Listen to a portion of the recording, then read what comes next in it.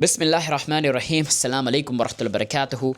I have to make so much dua to Allah subhanahu wa ta'ala before I make this video because I was hoping that the sisters wouldn't watch the previous video on the 5 questions that men should ask them and then come back to me and say, hey brother, good job, well done, but what about what the sisters should ask the men? And that has happened now, so here I am stuck and pressured to do it, so I'm going to do it. Inshallah, may Allah protect me.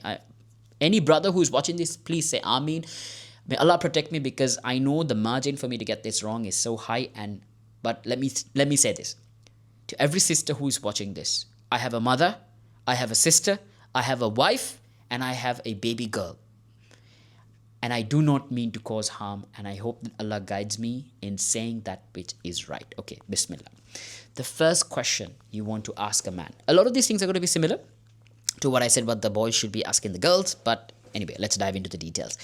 The first one is deen again, but I'm going to say deen plus character, and I'll get to the character component in a bit.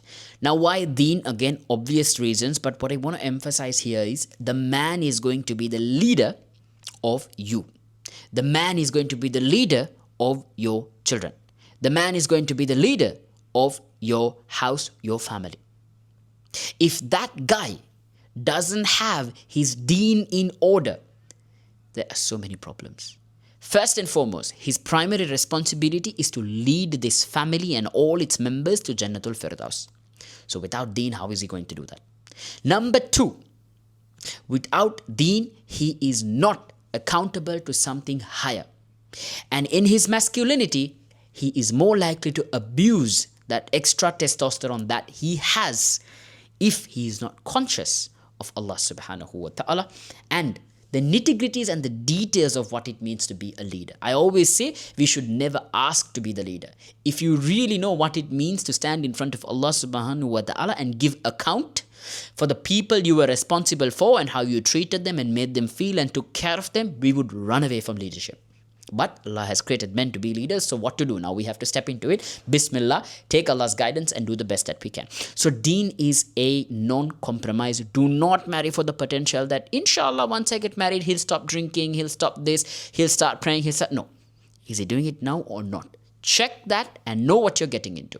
Number 2, I said character. Why am I saying this? So many sisters will tell me, when I married him, he was somebody who is praying, mashallah, he's hafiz of Quran, etc., but he treats me badly. He doesn't respect me. He doesn't have concern for my emotions. And that's why I'm talking about the character component. See, a lot of people, just because you read the Quran doesn't mean you understand the Quran. And just because you understand the Quran and the Hadith doesn't mean you apply it. This is where you need to get character testimonials from the people that he associates with.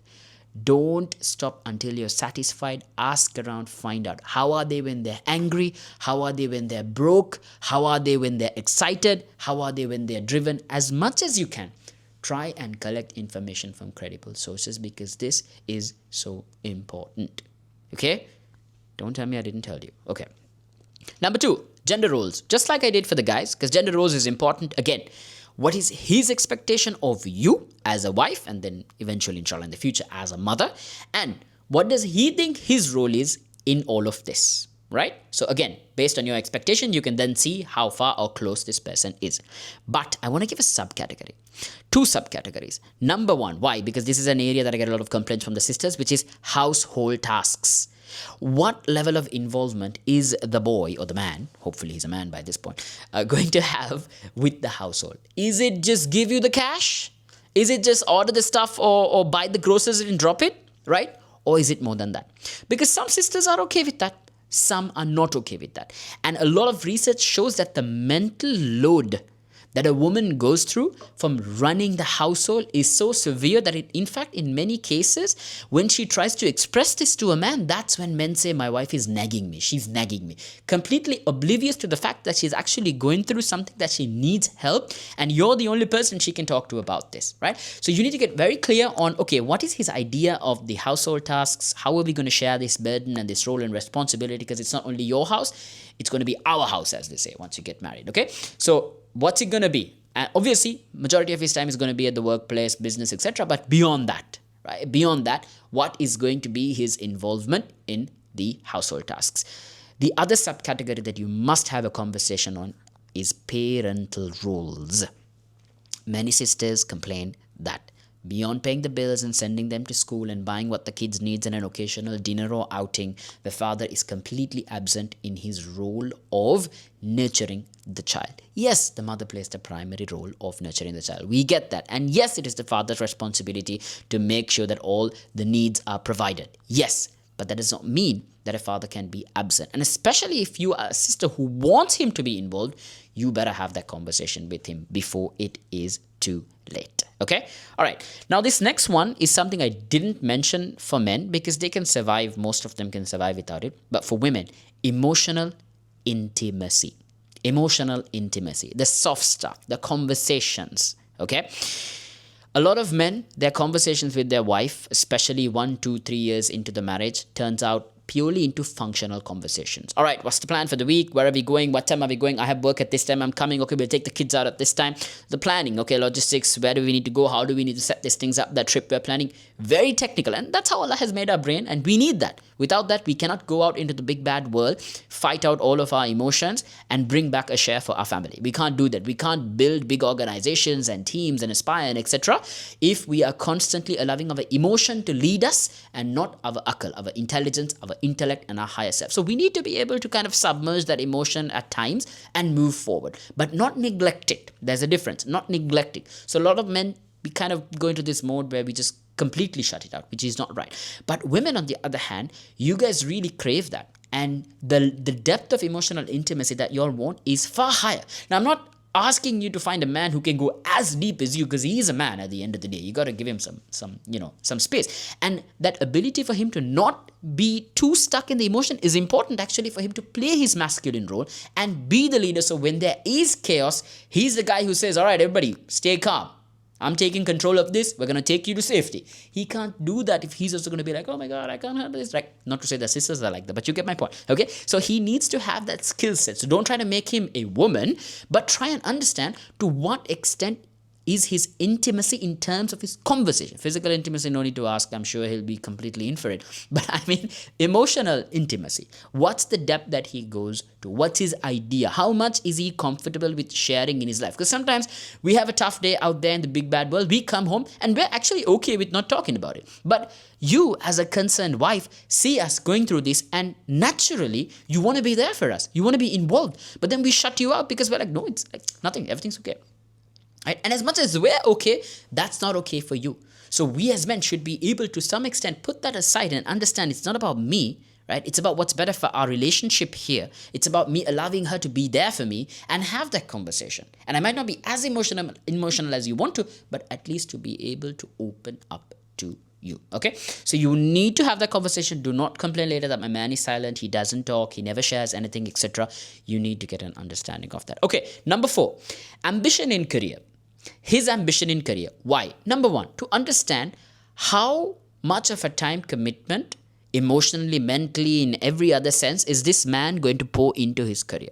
Because I know some sisters who are very happy about the fact that their husband is ultra successful in his business, gives them an amazing lifestyle, but he's working Saturday to Sunday and he's mostly not available. He's traveling, etc. And they're okay with that. And then I also know sisters who are not okay with that. They say they would give up all of that money just to have him at home at least for half a day. So which type of a sister are you? You need to know, and then based on that, understand his ambition for career. But be reasonable, because obviously if he's not going to be every day, all day out there hustling, then of course the amount that he's going to be bringing back or raking in, as we say, could potentially, I mean, Allah can give, right? We don't limit ourselves in that way, but we need to be reasonable in these things. We can't have everything the way that we want, okay? And then the other reason I'm actually asking you to ask about his ambition for career or business or his, chosen craft is actually to measure his ambition as a man. Because one thing that will keep your man mentally healthy, that will keep your man confident and give him that ability to lead the family, is if he has ambition and drive. You must look for this in a man. A lot of men, once their career ends, they go into depression. They become really old, grumpy men because the one thing that they felt like they were contributing to and building and so on and so forth is now over. And they feel useless. right? So have a conversation to understand, does this guy have at least some idea where he wants to go in life, what he wants to achieve? And that's important even for you to know, right? How he's going to provide for your family, what kind of an image that's going to give your kids, what kind of an inspiration it's going to give your kids. So you have to have that conversation around ambition in career. Okay, the last one, same as what I said for the brothers, family dynamics. Why? Because if he grew up in a household where men were a particular way and women were a particular way, that's something you need to understand, because what if it's not what you want? If he grew up in a household where men just said do it and women just did it, they didn't question it, and you're not okay with that, you need to understand where he stands with that. So try to get an understanding. And again, some men don't like spending too much time at their relatives or their in-laws or whatever. So you need to get an understanding, because at the end of the day, it's not just the two people marrying. There are two families that are getting connected as well. So get a bit of an understanding for this. Ask around, as well as you can have a meetup or 2 or 3 depending on the necessity, as long as it's within the halal boundaries, inshallah. And above all, remember, there's a human being seated across the table. Men are not the greatest when it comes to their language and their communication. So give them a small discount, my dear brothers. This one's for you. Shout out. But no, seriously, like, they might not be the best, but when it comes to actually performing their role, they may not be able to articulate sometimes and communicate as much. So have a bit of a discount is what I'm saying, right? Don't make marriage too difficult, because if you have really long lists and checklists, I mean, congratulations, you just made sure you will never get married, right? So be a little bit flexible. I say this both to the men and the women. Be a little bit easy going on that, but have your non-negotiables. Know the things that you're not okay with compromising, and fight for those, but don't fight for everything. May Allah make it easy. I know many sisters who are struggling with marriage, people very close to me as well who are struggling with marriage. So I understand the difficulty. I understand that. And just one more closing note: don't fall for this online propaganda of the fact that there are no good men in the world, right? The reason that that looks true online is the only ladies who are speaking are the ones who are complaining. And obviously, the women who are having good marriages will not speak about it, because there's kandur, there's evil eye, jealousy, and some of them are not comfortable on camera. There could be a million reasons why. But that doesn't mean that there are no good men out there. I know so many good men, right? I know so many good men, yeah? And there are so many of your own friends who will have good husbands. So hold on to that. Don't sink into this big notion of, there's a recession of men in the world, good men in the world, etc. Of course, there are some atrocious, terrible human beings out there. I agree. But that's true for men and for women. Right? And as Muslims, we don't want to fall into that hopeless category. Stay hopeful, make dua, ask Allah's help, put yourself out there, because you have to do that too. Follow the proper channels and the right ways, do it in the halal way, and inshallah, Allah will bless you with the best man. Right? And as men, we should always remember that the best of men are those who are best to their wives. So inshallah, may Allah enable us to be those type of men. May Allah make it easy for all those of you who are not married to find partners who will be the coolness of your eyes, give you all that mawadda, that rahma, that sakina that Allah promises that comes through marriage. Allahumma ameen. Assalamu alaikum wa rahmatullahi wa barakatuh.